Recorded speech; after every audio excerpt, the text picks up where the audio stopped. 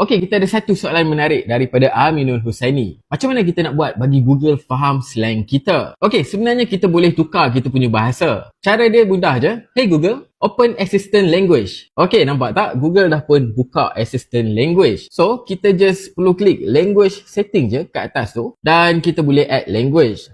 Tapi untuk orang Melayu lah kan, kita tak ada bahasa Melayu dekat Google. Bahasa terdekat dengan kita adalah bahasa Indonesia. So, kalau korang boleh bercakap dalam bahasa Indonesia, korang boleh letakkan bahasa Indonesia sebagai assistant language. Ada setengah daripada kita faham bahasa Arab dan boleh bercakap dalam bahasa Arab, so kita boleh letak bahasa Arab sebagai kita punya assistant language. Sama juga untuk Thailand dan Chinese kan. Okey, itu untuk Google. Tapi siapa yang pakai Huawei, sebenarnya Huawei support bahasa Melayu. Huawei juga dia gunakan AI voice. So memang sempoi. Tengok Hey Celia, tunjukkan cuaca hari ni. Bahagiannya cuaca. Nampak tak guys? Celia tunjukkan cuaca. Hey Celia, buka lampu suluh. Nampak tak dia buka lampu suluh? Senang kan? Sangat-sangat senang. Hey Celia, tutup lampu suluh. Okey. Nampak tak?